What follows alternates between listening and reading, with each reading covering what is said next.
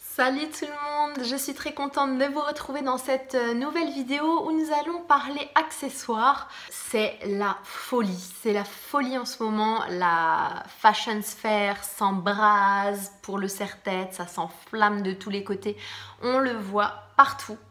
Et il revient donc en grande pompe, en grande fanfare. J'ai envie aujourd'hui de me faire l'avocat du diable et d'essayer de défendre notre pauvre serre-tête qui a été quand même boudé pendant, il faut bien le dire, au moins, ça fait 30 ans qu'il avait disparu de la circulation. J'ai au moins 10 bonnes raisons à vous donner qui plaident donc en la faveur du retour du serre-tête. Il traîne de vieilles casseroles depuis très longtemps, puisque soit on avait l'image de la petite fille, ou à l'inverse de la vieille fille ringarde. On avait aussi l'image de la cagole avec son serre-tête en plastique, ou au contraire l'image de la bourgeoise cato un peu coincée. Ma vie est un long fleuve tranquille, voilà, c'est la famille du quénois. On a finalement très peu travailler dans le sens de l'intégration, de comment on peut le moderniser, de comment on peut le faire devenir un accessoire tendance, moderne, fashion, etc. Et c'est ce qui est en train de se produire justement actuellement. Sachez que je vous remercie pleinement d'avance pour toutes celles qui vont subscribe, qui vont cliquer sur le bouton. Première raison, c'est qu'on a désormais le choix. Avant, on n'avait pas vraiment le choix en fait. Jusqu'à présent, tu voulais un serre-tête, t'avais quoi? T'avais le serre-tête en plastique du supermarché ou le serre-tête en velours, voilà, si tu avais du bol de trouver un serre-tête quelque part, un peu satiné, donc le tissu il était toujours un peu pareil, et puis toujours une forme assez classique, même épaisseur, même largeur, des couleurs voilà, qui pas forcément attractive. Bref, rien n'était fait pour qu'on ait envie d'adopter le serre-tête. Donc aujourd'hui, c'est différent, on a le choix. On a vraiment plein de marques qui se sont mises sur ce créneau et qui proposent des serre-têtes qui sont super adorables, qui sont super jolies, qui sont travaillées, qui sont artistiques, qui sont dans des matières, dans des coloris, dans des imprimés qui changent, qu'on n'a pas vu, qu'on n'a jamais vu. Alors dans l'article associé à cette vidéo, donc je vous mets le lien dans la barre d'infos, vous allez retrouver toutes les marques que j'ai relevées qui vous proposent donc des jolis serre-têtes. Alors attention, au niveau du budget, ça peut aller de 5 € à 500 €. Vous en avez pour tous les goûts et vous en avez pour tous les prix. Donc vous pourrez potentiellement trouver un serre-tête qui vous plaît. Deuxième raison de considérer que le retour du serre-tête est intéressant, c'est que, il ne se porte plus comme avant. Il a forcément un petit quelque chose qui change. Tous les clichés qui lui étaient associés volent en éclats grâce aux nouveaux modèles qui sortent sur le marché. Il est question de bien comprendre qu'il y a maintenant deux grandes catégories de serre-tête. Le serre-tête turban, c'est celui que j'ai ici qui imite le turban, qui fait comme si je m'étais noué effectivement un turban dans les cheveux avec le nœud classique sur le dessus. Le serre-tête couronne, c'est le serre-tête classique, plat, un petit peu bombé, lisse. C'est-à-dire qu'aujourd'hui, vous allez porter soit un serre-tête turban avec une jolie couleur ou un imprimé particulier. Donc souvent, c'est effectivement l'imprimé qui va le faire sortir de l'ordinaire. Soit vous allez porter un serre-tête couronne, mais le serre-tête couronne va plus être seulement comme il était avant. Il va être soit bijou, avec notamment des perles, des strass, il va être très travaillé. Il va être parfois serre-tête œuvre d'art, comme une fresque. Il va y avoir plein de petits détails baroques ou romantiques, des fleurs séchées, des petits bonhommes. Enfin voilà, ça devient le terrain de jeu des designers. Le serre-tête couronne prend une autre dimension, il va prendre de la hauteur, il va devenir XXL, super haut, super bombé. Voilà, on atteint vraiment des choses qui sont extrêmement larges. C'est plus quelque chose de passe-partout qui est cette petite chose qu'on se met pour tenir les cheveux. C'est vraiment quelque chose qui nous donne de la personnalité, qui renforce notre identité, qui a du caractère. Et du coup, ça va aussi donner de l'impact à votre tenue. Troisième raison d'accueillir le retour du serre-tête, eh bien c'est que on va pouvoir changer de coiffure sans faire appel à son coiffeur. Alors vous pouvez soit le porter comme ça, cheveux détachés avec des mèches rebelles sur le pourtour du visage en mode un petit peu négligé, effortless. Vous pouvez aussi choisir de le porter cheveux tirés à l'arrière en mode plus rangé, plus chic, plus tiré à 4 épingles, attention si c'est un événement un peu plus habillé. Vous pouvez les tirer donc en une fois ou bien avec une raie au milieu. Donc ça aussi, ça se fait beaucoup. Et donc c'est vraiment très intéressant. Restez jusqu'à la fin parce que à la fin de la vidéo, vous allez voir à quel point tout ça n'est pas nouveau et à quel point eh bien, il y a des réminiscences du passé. Restez, vous allez voir des archives qui vont vous étonner.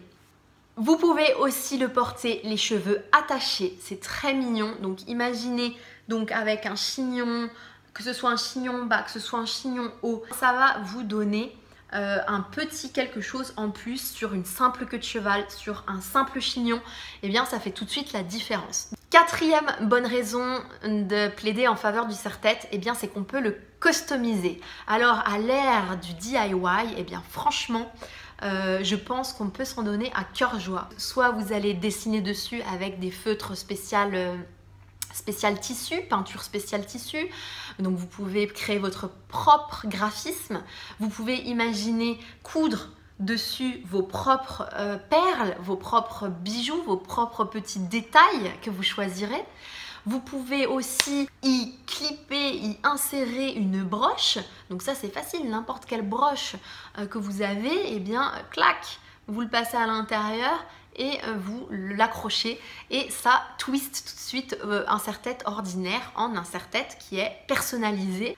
Cinquième raison, il va nous permettre de changer de nos accessoires habituels. Donc voilà, on est toujours dans le même registre d'accessoires. Soit on a le super sac à main, les super chaussures ou l'accumulation donc de bijoux. C'est-à-dire que si vous choisissez un serre-tête bijoux, eh bien vous allez vous passer d'accessoires. Vous allez vous passer d'autres bijoux parce que le serre-tête va déjà avoir suffisamment de présence dans votre tenue. Et j'en arrive donc à la sixième raison de s'intéresser au serre-tête et de l'adopter. Eh bien c'est que justement, comme je vous dis qu'un serre-tête bijou ou un serre-tête original va pouvoir se suffire à lui-même et être une vraie alternative aux autres accessoires, eh bien c'est que justement il peut être un fashion statement, c'est-à-dire qu'il peut être l'accessoire qui fait la tenue, l'accessoire qui se suffit à lui seul, qui vous permet justement de ne même pas avoir à penser à mettre un collier, des bracelets, et que vous pouvez avoir une tenue très simple à porter avec, et vous allez en fait avoir cette identité, cette personnalité, ce caractère qui va être conféré tout simplement par l'ajout du serre-tête. Et dans cet ordre d'idées, justement, là où je le trouve encore plus utile et encore plus intéressant, ça va être l'hiver. L'hiver, imaginez, on est quand même avec des gros pulls emmitouflés, on a je sais pas combien de couches, des cols roulés, des trucs, c'est pas toujours évident de mettre en valeur des bijoux. Mixer donc un gros pull rustique en maille avec un joli serre-tête bijou ou un serre-tête un petit peu travaillé, eh bien franchement, voilà, si on est prête à être audacieuse cet hiver, moi je dis il faut essayer. Septième raison, c'est que ça te permet de repousser ton rendez-vous chez le coiffeur et que ça quand même, eh ben, c'est pas mal. Ça vous est tout arrivé évidemment de vous dire, oh là là mon Dieu, bah, comme moi en ce moment d'ailleurs, on repousse le moment de retourner chez le coiffeur grâce au serre-tête qui cache un petit peu la misère ou qui nous aide à avoir un semblant de coiffure, même si eh bien, on n'arrive plus à gérer voilà, notre drame capillaire. Donc voilà, c'est vraiment en période de crise capillaire, voilà, quand vous êtes en crise avec vos cheveux, eh ben, essayez ça.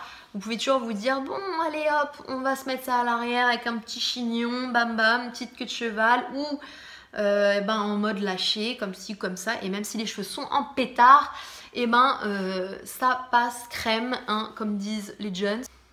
Huitième raison, attention, ça se corse. Vous allez économiser le coiffeur aussi pour les grandes occasions. Vous avez un mariage de prévu, ou vous avez un baptême, ou vous avez une cérémonie importante, etc.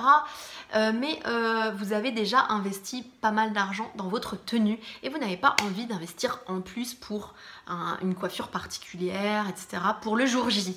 Eh bien, trouvez un joli serre-tête couronne, bijoux, ou œuvre d'art, un petit peu romantique, bohème, tout ce que vous voulez en fonction de votre personnalité, encore une fois. 9e raison, c'est que quand ça sera passé de mode, eh ben, il pourra quand même vous être utile pour la salle de bain, attacher vos cheveux, vous passer votre crème, faire votre petit spa à la maison, vous maquiller sans avoir des petits cheveux qui vous viennent partout dans le visage, entourer un foulard tout autour. Et puis finalement vous portez votre foulard, au lieu d'attacher votre foulard tel quel sur la tête, vous l'enroulez autour du serre-tête et ça vous permet de le fixer plus facilement et qu'il ne glisse pas. Et enfin on termine 10e raison, et bien c'est la raison historique. C'est quelque chose qui est très vieux, qui est très vieux et ancré même dans notre héritage culturel, dans l'histoire du costume. Parce qu'en fait, quand vous faites un peu des recherches, et c'est ce que j'ai trouvé, dans la période de la Renaissance, on avait ce qu'on appelait les French hoods, donc la capuche française, donc c'est ça, la capuche française, donc côté Renaissance en France, on avait cette espèce de serre-tête qui part un petit peu en haut et de façon un peu plate pour tenir généralement un voile derrière. Mais il pouvait être aussi utilisé sans le voile. Et ça, c'est vraiment l'origine du serre-tête, voilà, en tout cas du côté français. Mais si on va voir du côté de la Renaissance italienne, mais alors c'est hyper flagrant. Là, on voit carrément le serre-tête couronne XXL. C'est un héritage du passé qui revient et qui était très élégant sur les peintures de l'époque et qui, pourquoi pas, aujourd'hui peut être mis au goût du jour. Eh bien, j'ai envie de savoir ce que vous en pensez, donc laissez-moi dans les commentaires votre avis. Est-ce que vous êtes pour ou contre le retour du serre-tête? Est-ce que vous aimez? Est-ce que vous avez envie d'oser? N'oubliez pas de vous abonner à la chaîne, donc comme je le disais, de me laisser un petit like. Et puis, je vous dis tout simplement à très vite pour un nouveau thème. D'ailleurs, suggérez-moi si vous avez des idées de thématiques. N'hésitez pas également à m'en faire part. Je vous dis donc à très vite dans une nouvelle vidéo. Ciao, bye!